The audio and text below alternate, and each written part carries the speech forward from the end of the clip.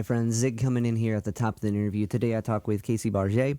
He's a founder and operant of ALOOF Recs and an amazing performer. C-Level had a chance to play Bright Winter this year, and we played after M. Moody and before Casey, and it was insane, Bill. That anyone from Cleveland who's listening knows how the madness of Bright Winter, and like we couldn't have asked for a better spot to be in between two great acts like that. Not only is he an amazing performer, but he's like Cleveland's Bruce Lee. This guy came back from something doctors were saying he couldn't come back for. We'll get more into that in the interview, but man, what a cool dude, and just all around inspiring person, positive. You guys are going to dig it. All right. Without further ado, nearly perfect intro. I forgot. Cody has been reminding me I got to do this. If you guys could like, subscribe, comment, rate on iTunes, it really helps out the podcast and will help our friends get their message heard. Now, without further ado. Okay, we should be good. Zig At The Gig podcast, hanging out with Bargé. How you doing, man? Well, bro. How about yourself? Not bad. Did I say your last name right? Bargé? Yeah, Bargé, yeah. Gotcha. Bargé. Was it cool, man? Well, how's quarantine been for you? It's been well. Not too big of a change for me and the fam. We're kind of homebodies anyway. Yeah. So just been spending more time with each other, but embracing everything that we have, appreciating everything that we have in the same breath. There we go. That's better. I mean, that's all we can do, really. Just try to keep at that and be like, yep, we're stuck, but this is all right. Mm-hmm. Was it so you have a little, right? Yeah. Yeah. His name's Cadence. He's 2. He'll actually be 3 in May. Yeah. Cadence. Yep. That's an awesome name. As a music teacher, I couldn't think of a cooler name to name a kid. If I got your kid in my class, I'd be like, this is awesome. Thanks, man. Yeah, he's definitely in the music, man. He loves playing the keyboard, loves dancing. He has a lot of rhythm. Yeah, that's awesome. There's something about kids with keyboards, man. Keyboards and drums, they're just like in it, and they're all about it. They're like, this is it. It's weird. Certain kids are into like guitars and things with strings, but most kids, 90% of kids are like keys, drums, all about it. Guitars, anything with strings, maybe not the case. Right. So how's it being a music teacher, man? It's been weird. The class where I teach, we're doing online lessons, and I'm used to rolling in a cart of instruments, and I do an adapted. I work with kids with autism. I roll in like a cart of like, all right, it's guitar day, everybody, we're going at it. And now it's like, all right, here's an online lesson about the music of Brazil. But I've been trying, you know what I mean? Like, right. I've been trying to get more in it as we're learning how to do this, and everyone with any of their careers now are adapting to this age, which is why we're talking, because you're doing virtual CLE this Friday. I forgot to put that at the beginning, but I'll tag it. I'll tag it and put the intro to this. So I've been trying to figure out OBS. Do you know anything about that program? I don't. It's like what people who make video game videos of them playing it. Like, it's how they do that, and like that way, I can like pull up a video, talk about it, go to a program of like a sheet music program. I know there's one. I'm trying to figure, and then I can explain it and like be more in the lesson as opposed to. So that's where I'm at right now. I just like stayed up to like 3 last night trying to learn OBS, and it didn't go too far. But yeah, as far as like gigging, actually, I was thinking about it. I think we played Bright Winter together. Yeah, we did actually. Okay, cool. Yep. I was talking to your manager, and she was like, "Who do you play with?" And I'm like, "Sea Level." And like, she's like, "That sounds familiar." Yeah, it does. And then I saw you post a video, and I remember that night on stage, you said you were back from LA. Yeah. Well, I moved to LA for a few years. I'm originally from Cleveland, but moved to LA for a few years to pursue music as well as to continue to build ALOOF Recordings. And my manager was living out there at the time as well as my life partner. And we made a few big moves out there and connected with a lot of people. So we got some family out there and actually planning to head back out there pretty soon. I'll probably say around next year, but we'll still be back and forth from there in Cleveland. Just love the vibes of LA though. I went out there, had a show out there, opened up for artists, well actually opened up for Twista. I was gonna say, you opened up, your list of who you've opened up for is epic. I appreciate Twisted, Scarface, DMC, Denzel Curry. Like, yeah, I got questions. I got questions about that. We'll get into that. But so you moved out there. You opened up for Twisted. Mm-hmm. Yeah, and I just love the vibes, man. And then, like, as far as the people and the crowd, like, they're very receptive to my message and just very open. You know what I'm saying? So it was different vibe to what I was experiencing earlier on in my music career. So I just thought it would be a good idea to go out there and to continue to push further in the music career and continue to stay connected with the people that I knew here as well. And kind of worked out. We moved back because we actually had cadence. And I just thought it would be more feasible to live home while he grew up throughout the first couple of years. But now, just like my original plan and like we thought, I feel like it'll just be a better idea to move back out there as far as pursuing what we want to pursue. And I feel like we can learn a lot more out there, as well as staying connected here and continuing to build the things that we have planned to, get going here in the summer. We're actually planning for a few things to get going this month, but due to the lockdowns and all of that, we plan to hold some of that off. But yeah, definitely love LA. Say that's like my second home, but Cleveland's always home. What was it? I can prices out there for a living, man, are insane. And man, think about raising a kid out there would be even crazier. Like, yeah. And were you? And that was the beginning. Like, I would have to, fear, really, like, wow, how the hell are we going to do that? Just like you said, just raising a kid out here. And me just getting to know the city more and still being new to it, I feel like I could develop more and be the best father I could be here, So that was really where the end decision came in. Gotcha. And what a parallel to be in between, you know what I mean? Like, career things are bumping out there. Because I read somewhere that you did something with Rihanna while you were out in LA, and like, oh yeah, go ahead. I was gonna say, so to be in the crux of that decision of like, I gotta think of the best thing for this child, and I'm making way out this way, and that's hard to do. I know quite a few people that have gone out to LA and have or California per se, and like have been like, dude, you have to pay like $10 to do an open mic. You know what I mean? Like, so right. That's awesome that it was working. So you're like, I can't leave. So to be in that position had to be a tough decision.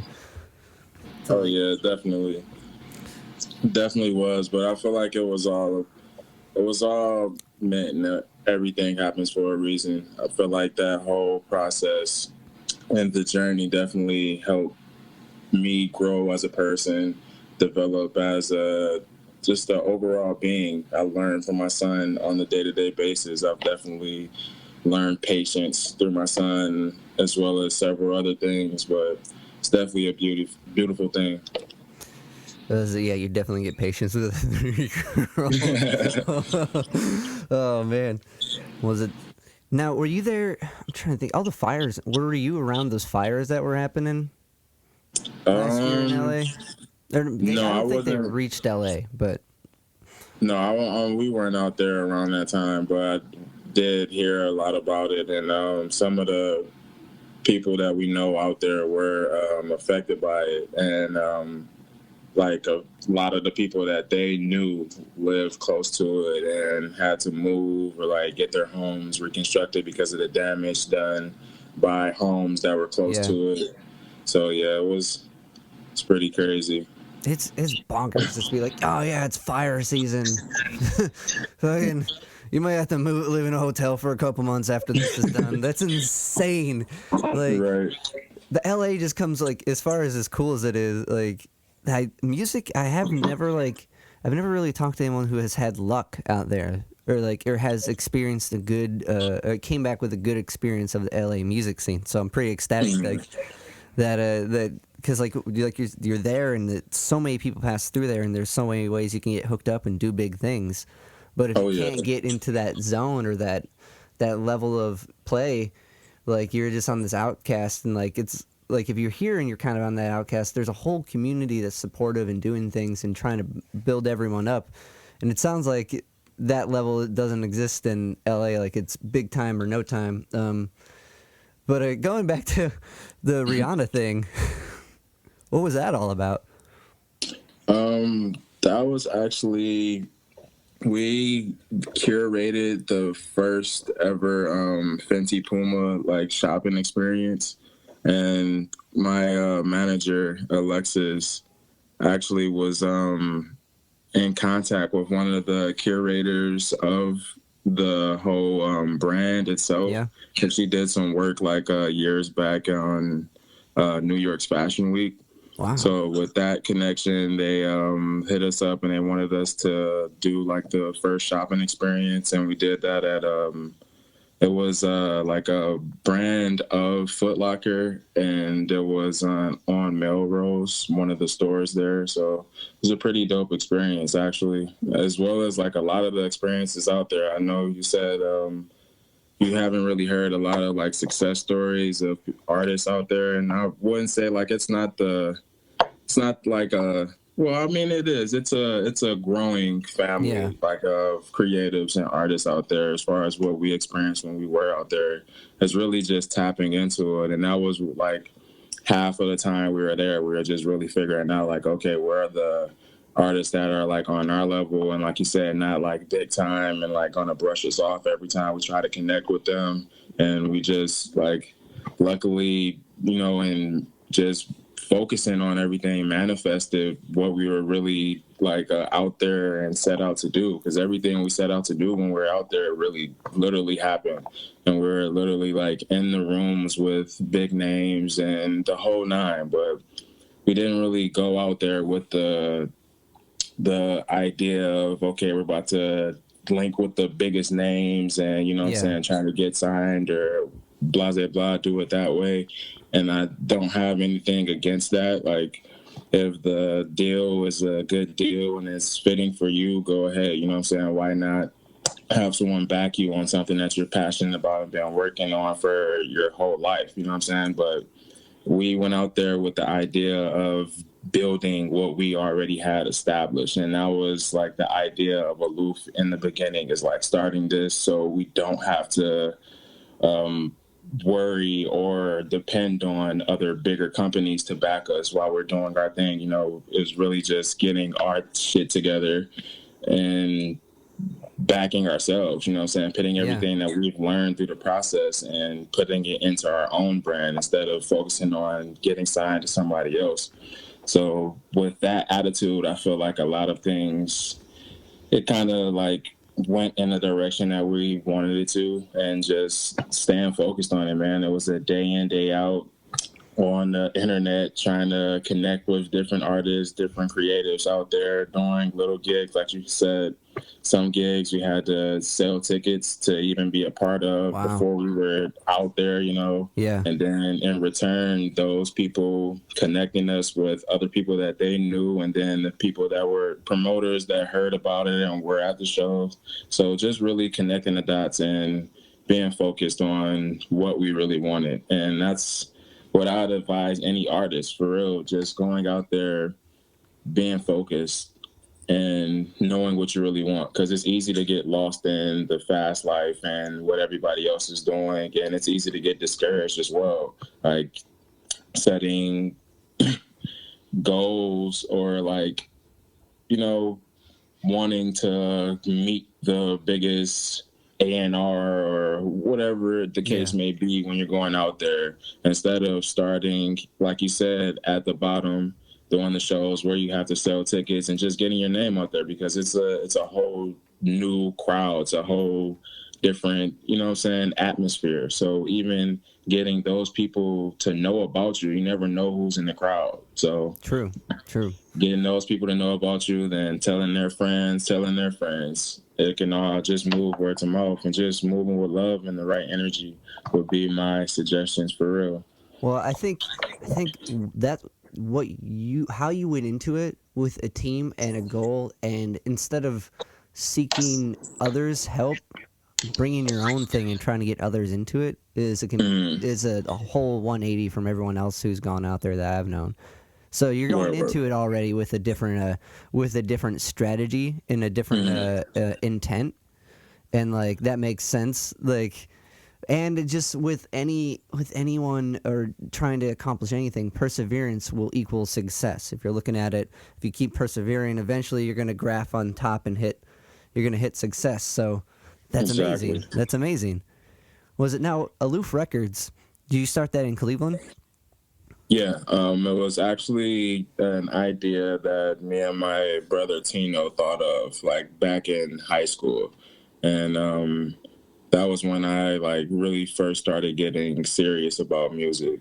And I met him, and he's a producer, and he made music at the time as well. And he still dibbles and dabbles in making music, but he still produces and makes films. And he shot all of my videos. But older or younger brother? Sorry. Say that again. Older or younger brother? Older. Gotcha. Okay. But to say the least, that's when we thought of the idea, like I said, to just start something like for artists that we're going about things a little bit different than the traditional structure, and not focusing on getting a bigger company to back us, more so backing ourselves and focusing on learning everything that we could about it, so we could go about it the way we wanted to. And with that,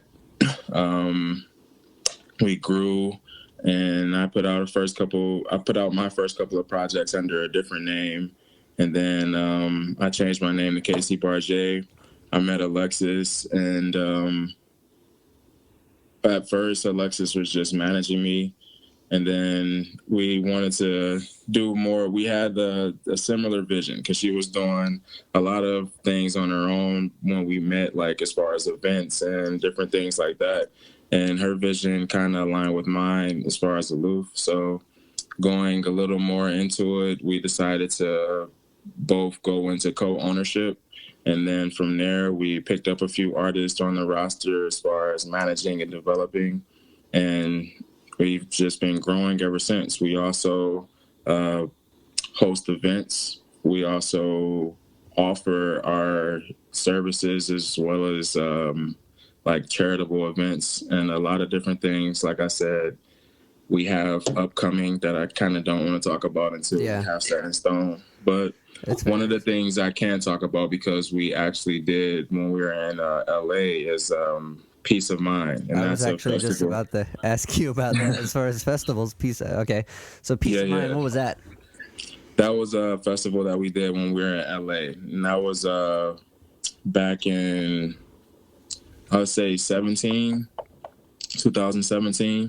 And we did that downtown LA. And that was one of the things that we were like focused on the whole time that we were there. Like, we want to do a big event, and we didn't want it to be like all the other festivals that you've been to.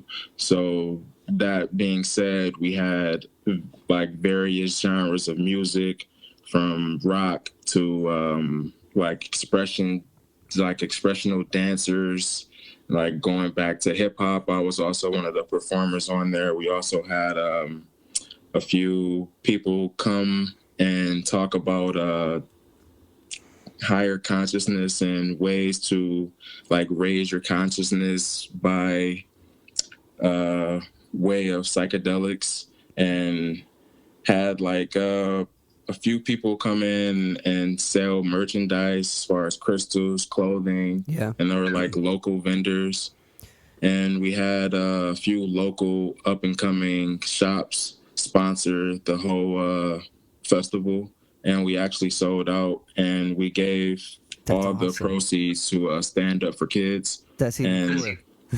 Keep going. This is getting cooler. That's where I was in it. I don't know. That was the whole gist of it, and we've just been figuring out ways to add on so it can just be bigger and it can give back to the community and the artist community more than we did the first time we did it. But yeah, it was a huge success the first time we did it. We want to bring it to Cleveland as well as continue to do it in LA. That's awesome. Was it now did those guys coming in there, or girls, that were talking about transcending consciousness roll into your latest release, Transcend, or was this or inspire in any way, or was that a project you were working on the whole time and that's why you brought them aboard?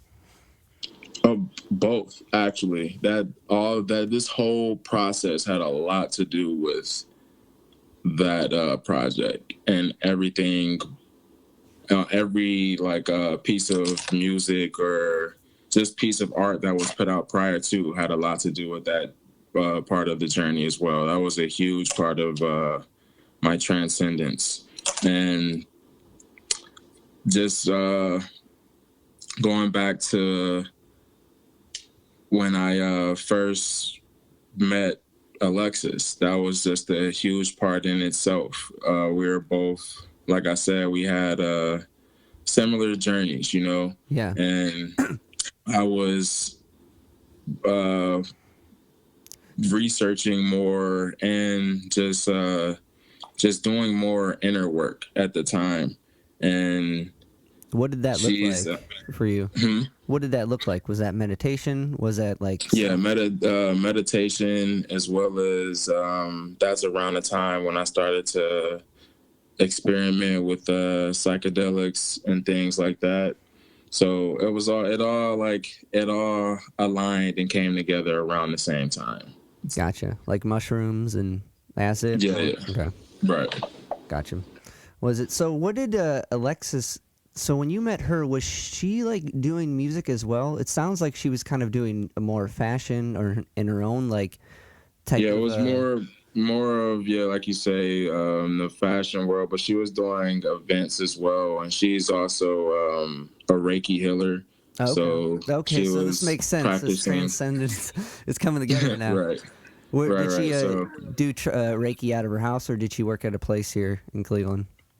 She was working at a place in Cleveland at the time. I don't believe they're open still. Yeah. But yeah, she was working there at the time, and that I learned a lot more about that part of the journey from her, and we learned a lot just through each other. Yeah. So that's why I continue to go back to that, because that was a huge part of just the shift and where everything was going as far as me musically and like in my personal life.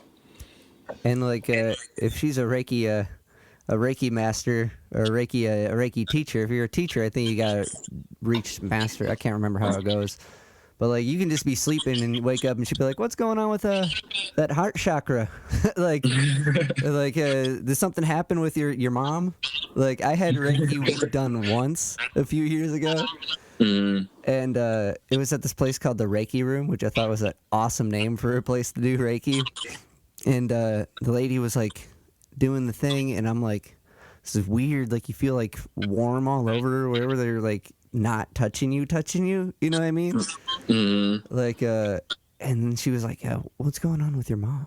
I'm like, whoa, how'd you know? Like, it was insane.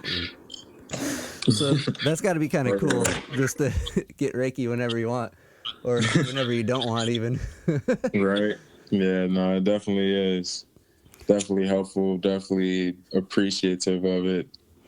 Because you, from what I understand, in Cleveland, when you started, you kind of had a, I don't know if it was even just with your musical journey, but you kind of had a rough start. Like, I was reading that you had to learn to walk again.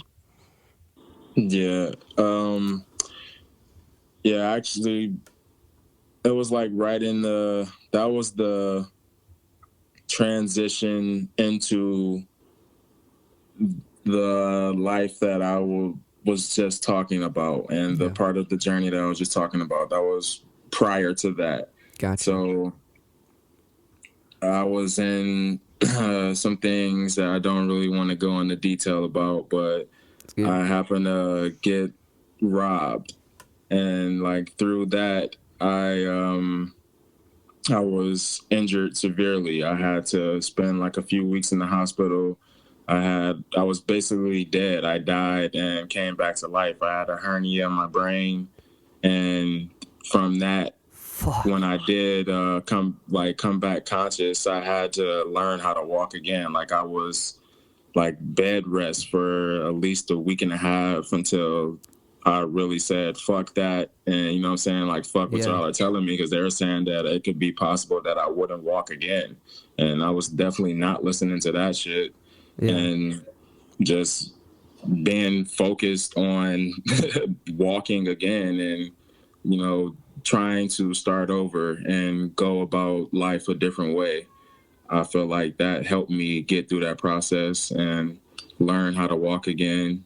Also, like, my senses were messed up through the process. They kind of still are, but when it first happened, I just kept saying what the doctors were telling me, like, oh yeah, your senses would be messed up, blah, blah, blah, and that's just what I kept believing. So yeah, and through that, that's what I just kept, oh yeah, my senses are messed up, oh, I can't smell, can't taste, da, da, da. But when I stopped talking about it and actually focusing on regaining my senses and learning more about myself and, you know, just doing the inner healing, those things start to come about. Like I said, it's still not 100%, but I also felt like I gained some things from that experience as well. So yeah, I had a pretty rough going at it, but it was just life telling me, like, okay, how many times are we gonna have to tell you this? You know what I'm saying? And just had to knock me over the head harder that last time for me really to wake up and be like, okay, let's do things differently. Fuck, man, that's incredible. The amount of self-discipline that goes into even just like recovering from a broken leg, or or knee surgery. Some people are like, I just won't run anymore, and like, you straight Bruce Lee that moment. Like, I don't know if you're a fan of Bruce Lee, but when he like broke his back, they're like, yeah, you're never gonna be able to do martial arts again, and like, he was like, no, and you're like a living life Bruce Lee right now, and like, you were that's. So the amount of mental discipline too, to put in your head that people are going to say this, but I know I'm going to do this, and I think that's a huge thing. A lot of people don't like realize that a lot of things are mental, and a lot of the biggest battles aren't physically the training or the ability to physically do the skill or relearn the skill. But it's the mental strength to say that you're going to be able to do it. And then believing 100%, believing with like blind faith that you are going to do this, and then you will do that. Like, that's a skill set. That makes sense why this latest album's Transcend, and then you can go out in LA and just knock it out. Because going in with that type of discipline, my friend, that's impressive. I appreciate that. And I agree. Just things I had to learn and still learning, you know. But so when you recapped and started to regain your senses, when did you jump into recording? I would say that was a few months after, actually, because I always was into music. and I dabbled and dabbled a little bit when I was younger, but I wasn't really like a full-time artist or like in the studio or as serious about it as I am now. At the time, I may have recorded like one or two songs. I don't even think I had a project out at the time, or maybe I did. I maybe had like one project out at the time, but it was like, all right, I didn't really get the response that I wanted from it, so I didn't really continue to pursue it.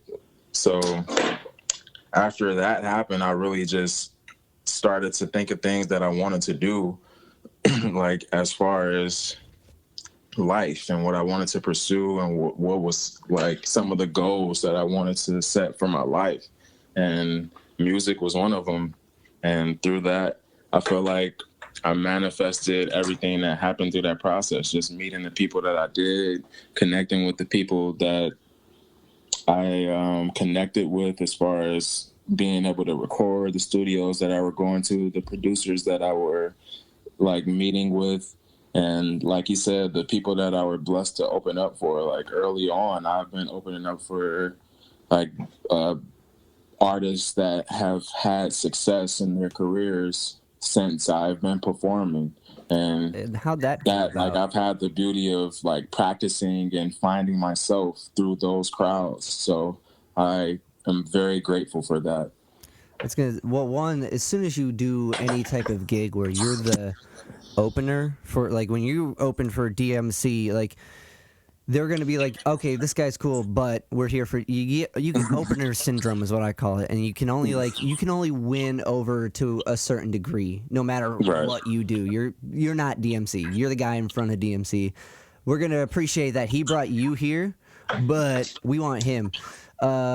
So speaking of that, how like was there like just from networking with these producers, you got these opportunities, and like what were some venues you were doing, like the Grog, the Agora? Like I can't imagine like someone like DMC being like in a small venue around here.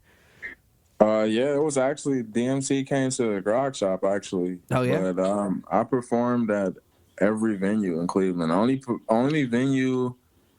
Well, no, yeah, I did perform at the Agora once. So yeah, I've performed at every venue in Cleveland. I'd say that I'm knowledgeable of, and I haven't performed in like what is it, the Hall of Beachland. That's the okay, only one. I've performed in the Tavern of Beachland, gotcha. but I've performed at every other venue. And yeah, it's been a different experience each time. But every crowd was like a blessing to be in front of because I got a Awesome. different energy from everyone. Like you said, the DMC crowd was more of like older hip hop heads. And like you Yeah, said, like, oh, they're not here for this young cat. What is this? What is he about to talk about? You know what I'm saying? But like I've got the respect and like the love from those people ever since that show, and those nice. people are still supportive of the music, and a lot of the people like I've gained their respect as an artist from like these shows that would not think that a younger dude will go up there and you know what I'm saying really have the passion or show the passion that they would see in the older MCs.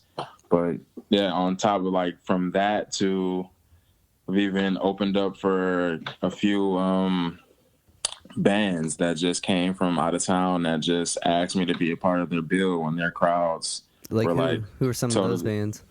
I didn't want to say their name. I was trying to think of their name, but It's all good. We I can say. forgot their name. I forgot their name. The most recent band that I opened up for, Where was it but at?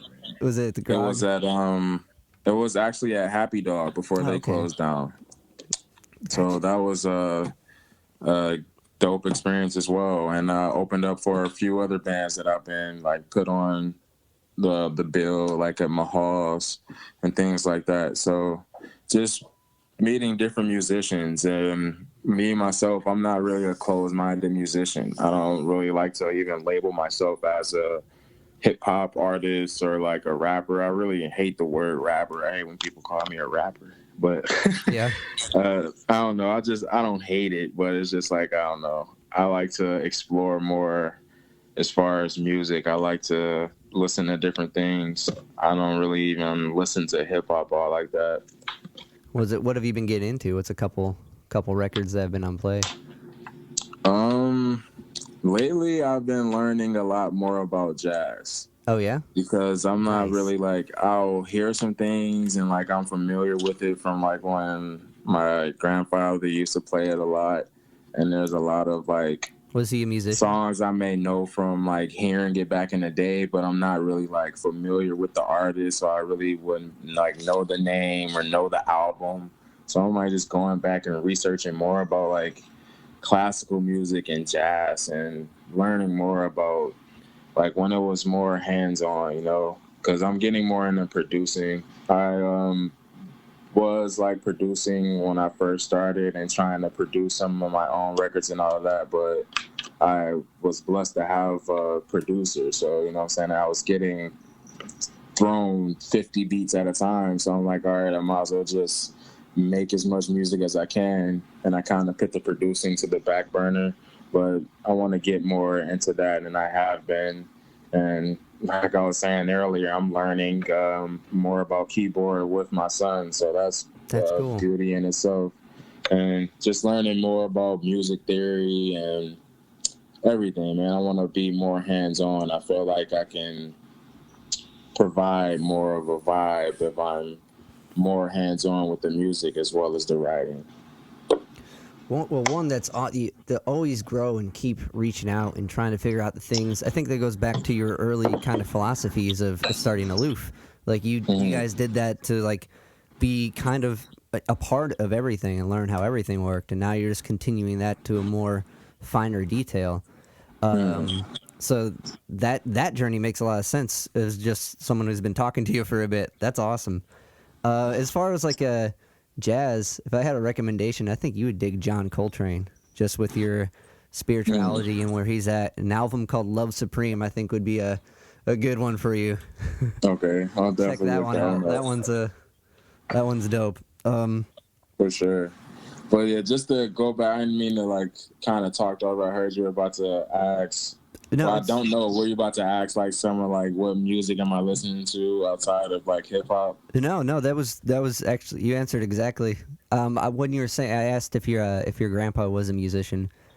Oh, okay. No, he wasn't actually. He just like, I don't know. I think that was just one of his like the times where he gathered himself and found his peace. Where when we like took those trips to the grocery store, or took those trips to get ice cream, I just remember like him throwing on some jazz, or even if it was just playing 107.3, you know what I'm saying? Yeah. And just remembering just the smooth sounds and just the feeling from that, you know what I'm saying? And wanting to go back to those and really touching base and tapping into like what made me really get connected to music and what made me want to start making music, you know? And those are just the things that I like to listen to. Even when I do listen to music, it's more so like soothing music. I don't really listen to like, I don't know, like rowdy music. I do like at times when it's like soothing and it's fitting for the mood. Like, you know, if it's people over or we're at somebody's, you know what I'm saying, little kickback, then of course. But I like soothing music. I like things that makes me think, that like, you know, massages my mental. That gives that space to kind of just that euphoric, you know. I've been talking to I did an interview with Ray Flanagan, and he brought up this point, and I keep bringing it up because I think it matters. That if the music, because we were talking about playing bar gigs as acoustic guitar players, singers, we like get thrown into those type of gigs a lot. And then at one point you become this background noise and become that space that just like there's a thing that's working and is not causing a disruption. It's just filling the atmosphere. But that allows for that type of thinking if it's done right. And so I don't know. That just keeps crossing my mind that I'm not doing bad. It's not that it sucks. It's just I need to tell myself that it's okay. Right.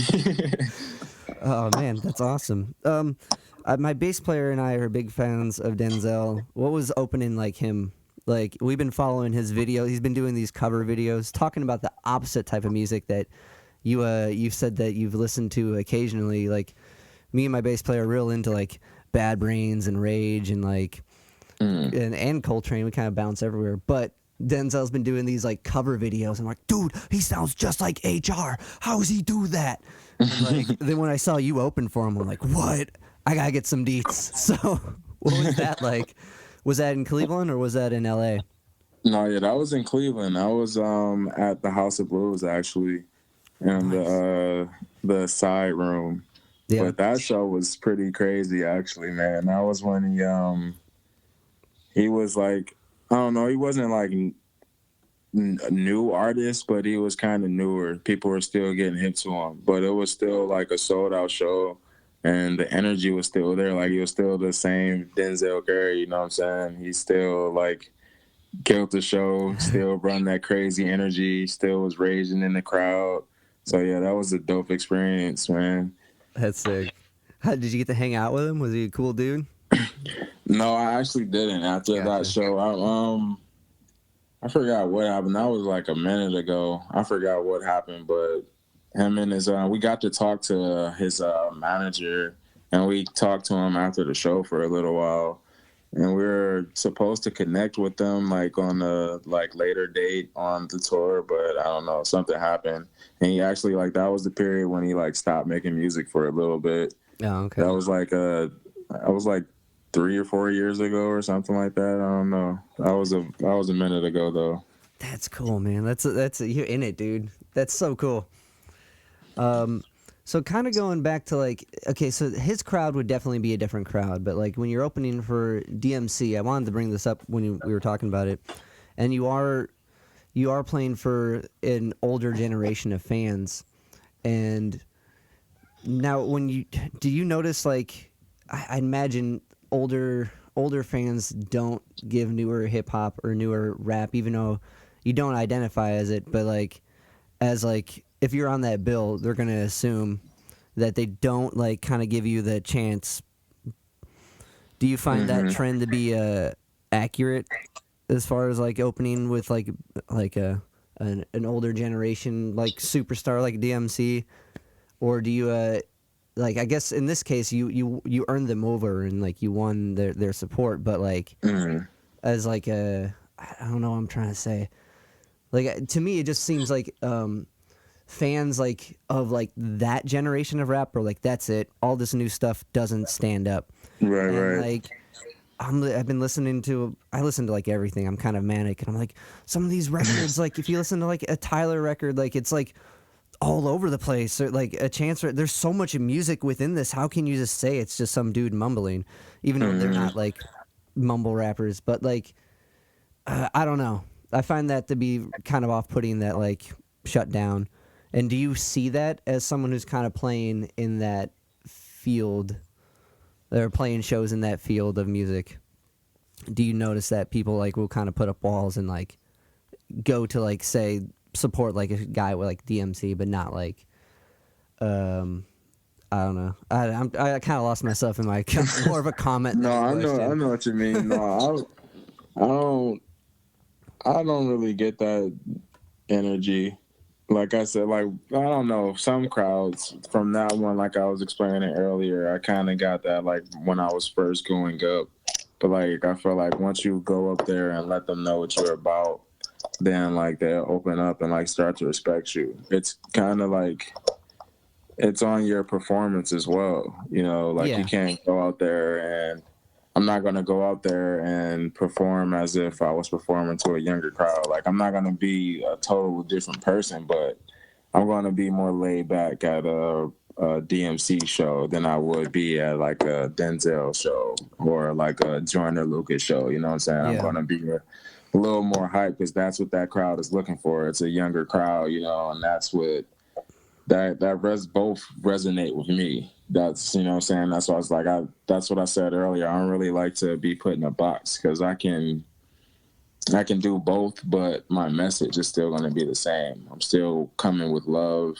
I'm still coming with good energy. I'm still coming with a high vibe, you know what I'm saying? And that's what I had to learn as well in performing. Like you were saying, I overheard you and like you were about to get into, you were talking with somebody on a previous episode, I believe you said, about like just being the background noise and like just getting over it and understanding that that's okay, you know what I'm saying? But like still being focused on what I came to provide, you know what I'm saying? And not getting lost in what the crowd is doing, because at the end of the day, they're still listening. They still can hear what's going on. They're just they're still around. They're still amongst their friends. They're still amongst like some new people they may just meet, or somebody they may haven't seen in years. And you know what I'm saying? They happen to run into them. But like, you can't get lost in those moments that you may see in the crowd. Just staying focused on what you came to give them, and you know, keeping the vibe up. And that goes in being a good performer as well. It's something I had to learn and grow into, because earlier on that definitely used to affect me, and I used to kind of like, I don't know, get offended like when people will be talking when I'm like trying to say something. Like I would stop the music, or you know what I'm saying, do something that was kind of, it made sense because I was being assertive, and I was doing it with good intention, but at the same time, that could rub some people the wrong way. For sure. And the way that I was doing it, I grew from that. I watched a few videos, and it kind of turned me off. I was like, oh, that's not me. You know what I'm saying? That's not the personality that I want to give off or portray, or even the energy. You know what I'm saying? So I had to reevaluate, and what I'm preaching now is something that I practice. It's just like being focused on what I came to give the people, man. And that's a good time, whether it's you came out to step away from some problems that you had, or you just came to have a good time because that's what you like to do. And that's what I want to provide. I don't want to get lost in my ego. That's awesome. I definitely want to go back and analyze a performance. Whoo! That always sucks. Like when we would play out of town gigs, I bring recordings to listen back to, because that gets me like jacked up, and I'm like, oh, why would I do that? Like that's the most like painstaking thing. And but to analyze overall as a majority of, as an audience member, what you are portraying is like a next level thing, and I think is required by everybody. And like to be able to like step back and be like, that's me then, this is what I'm trying to do now. I think that's an awesome practice within itself. Definitely. But what was like so I've been wanting to ask people this, but I always forget. What was the first place you played in Cleveland? Hold on, let me get rid of that. First place you played in Cleveland.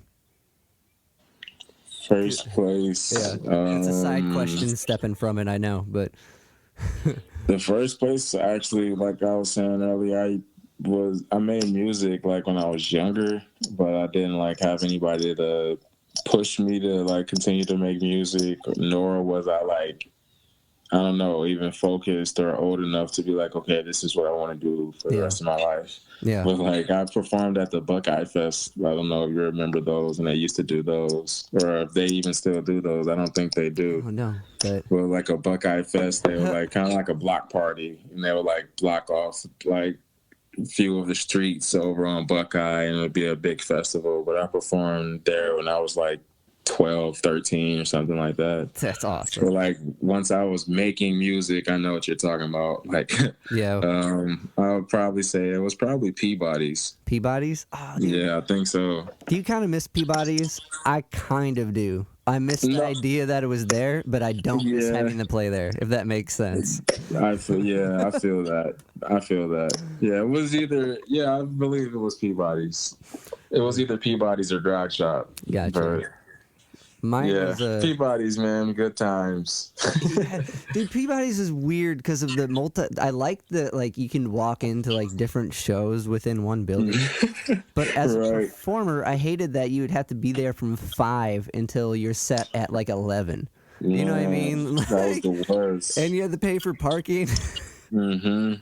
And you had to sell the tickets to play. Oh, they had a good racket for sure. Like, but I do have a lot of good memories of being stuck there for hours, hanging out in the Pirates Cove or whatever the fuck. like just waiting to play to like everyone who left. Yeah, it was a dope venue. It was just I don't know if it was I don't know if it was was management or what it was, but I think it was just the nostalgia of like starting. I don't know if that's where I would want to be now, but I do appreciate the memories I have there. My first show was at Pat's in the Flats, and if you haven't played there, good on you, man. Like that place, that's like a couple steps below the Peabody's. Like that. Where is that? It was in the Flats, and it was like this. If you look up, if you Google search Pat's in the Flats, I'll send you a picture of the outside of it. You'd be like, why would you even go in there? It was like this old just bar in the Flats, like by all the factories, and like it was kind of big in the 80s, and Jack White, the White Stripes, played their first gig there, but it was just it was just this hole in the wall bar.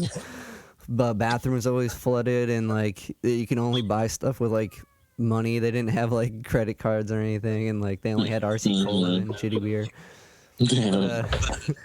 The humble beginnings, man. Well, have you tuned into any of the virtual CLE shows at all yet? No, I haven't. I just when they notified me about it, that's when I got familiar. So I definitely will, like, moving forward.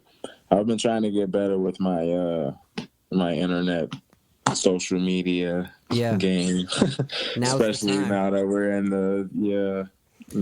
in this time. But I mean, I'm not the worst with it, but I also work a lot because I'm a chef, so I'm still working. So Where I'm still cooking. I cook at a few different restaurants. One of them in Hudson and one in Cuyahoga Falls. Gotcha. Have you heard of a Summer House? No. Where's that? It's a new restaurant in Lakewood. I believe it's a lot of the chefs from the Greenhouse Tavern. When that got shut down, they moved over there. Okay. A buddy of mine that I used to be in a band with, and he was a fellow teacher as well. He was cooking there, and they had their first week when all this started, and now they're doing this thing called the Cleveland Family Meal, and like they're getting all these donations from restaurants that can't cook all this food they had prepared, and they're making meals, and they're just giving them to service workers or industry workers that are out of jobs or musicians even, and like see the virtual show thing teamed up with them. So like his name is Ryan Matthew, and I think what they're doing is badass, and like I don't know if you guys maybe some of your crew would want to get involved with that, but that's awesome. Oh yeah, that you I'm definitely gonna look into that because that was something that we're actually trying to see, like, what's something that we can do to be more hands-on, and that was one of the things that I actually thought of, because that's something that's actually how we got Peace of Mind started, because we started doing that out in LA. It's like passing food out to the homeless, but I wanted to get with like a bigger corporation because I didn't want us to be like, that can be iffy right now, especially in these times, us being hands-on with like the food and all of that. But with a bigger corporation, I would definitely be down to like help out and learn more about how we can even, get our feet going on something and even spread it and continue to, help out those in need. Was it? Yeah, I did an interview with him last week, and so if you want to track back and figure out how to get in contact with him, a couple episodes back is Ryan Matthew, and like he was saying, his boss, as soon as like this all went down, he's like called him up. What are we gonna do? And his boss is like, "This is what we're gonna do. We're gonna do this. We're gonna pat." You know what I mean? Like, and they've just been working ground up, but they've been kicking a lot of ass and feeding a lot of people. And like, I think just where we're at right now, the fact that even like you're like, how can I get involved with that? I think it's a beautiful thing of all this madness is everyone wants to find some way to connect, like how we're doing now. Over the phone. Like, I don't even if this madness wasn't happening, I don't know if like we would have gotten a chance to hang out and talk for like almost over an hour. Right. I'm loving doing all these interviews. I'm making all these friends, you know what I mean, and learning about all these stories, and it's super cool. And like, and the fact that everyone's trying to like help out and give back in whatever way they can. I think through all this, hopefully everyone comes to a different place and appreciates each other more and like what they do more, and like hopefully this trend continues of trying to help even when we can all hang out in real time. Definitely. But I agree, man. I'm actually, one of the things I can talk about is before all of this madness, I was looking to start up a podcast, and I didn't want to do it over like the internet. I wanted to be more a personal thing. Yeah. So I definitely am gonna if you need start doing those here in the future, like soon in the future. So I definitely want you to be a guest and be on there. I would love it. Yes, sir. I started. Do you know Negative Space? It's an art gallery. Yeah. Okay, so I've been on the board there for a couple of years, and I put together showcases and book shows for them. And like I was trying to find a way to promote their shows more, because like people would come in and be blown away by Gotti's work, and like then they at the day of the show they're like, oh man, if I would have known how cool this place was, I would have pushed this a little harder. I'm like, cool, sick, bro. All right, let's have a good show. Like, right. So I started this podcast doing like, it was called Zig At The Gig, and I would interview people at gigs we were playing. So I play in a band called Sea Level, for any listeners who may have just tuned in this late into it. While we were waiting to play, because we would be like support, or the support after the main act, I would interview people while we were there, and like it got set to the wayside, and then I directed it towards a Negative Space, and now I've been directing it towards people that are doing amazing things in this crazy time. So the idea was like to be in person and do it, and like because of how things are, I've been learning how to do it over the phone. And like, oh yeah, that's beautiful in itself. Like you said, you're still connecting with others. Yeah, either way, it's beautiful. It's amazing. I wasn't like planning to do it that way, but hey, nothing always goes as you plan. It goes how it should. So maybe it was meant to, do it over the internet to begin, then do it more in a personal way. Yeah, no, I agree. It's beautiful.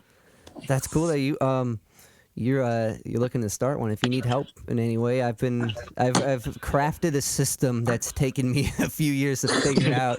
So if you need advice, I'd gladly give it to you. It's not great advice, but it's get by advice. Oh no, I'm definitely always open to learning, man. And so I'll definitely be in touch. Sounds good. And if you need help with theory stuff too, that's kind of my racket. Yeah. That's kind of my racket. Definitely. But it's really cool that so Sea Level, we've started doing shows from the beginning as like benefit shows. We were working with not really a nonprofit, of more of a movement called Food Not Bombs, if you're familiar with them. Yeah, I've heard of them. We would do all these shows and donate all this money so they can get like cooking gear and kitchen supplies, and like so our whole like foundation was like, we're going to do this, we're going to help this cause out. Okay, next thing. And to meet someone else who's doing it in bigger and cooler ways, this has been awesome. This has been a great conversation. You feel good? Feel good about everything we've covered so far? Oh yeah, I feel amazing. And no, that's likewise. If you have any questions or anything, and if I can help you in any way, or if we can help you in any way, we'll gladly help. Just have a team full of creatives that does different things. So if I can't help you, I'll ask one of them, and I'm pretty sure that they can help you in any way. Sick, yeah. If you guys have any questions, and then if you also have any ideas on shows that you need some help with, like collaboration-wise, definitely let us know. Always, ALOOF, we're always open to doing things for the artist community. Yeah, man, that Bright show we did. Oh yeah. Even though we didn't do it together like planned, like that was a sick Bright's back always to back. Amazing, man. That was so cool. Oh man, and like we got thrown on that last minute, and like I'm like, oh man, who's after? Like it was M Moody before us, and then you guys after, or you after. Man, it was just a badass bill. Everything about that like was so amazing. But definitely. one thing I wanted to lead to is when you do this virtual show, I did the second one, and it's amazing. You're gonna have it's crazy how like you're gonna be performing to your phone, but you won't see like a person, and it's gonna feel like it's gonna feel like a real deal, like a real deal. It's weird. It's weird. I left all hyped up.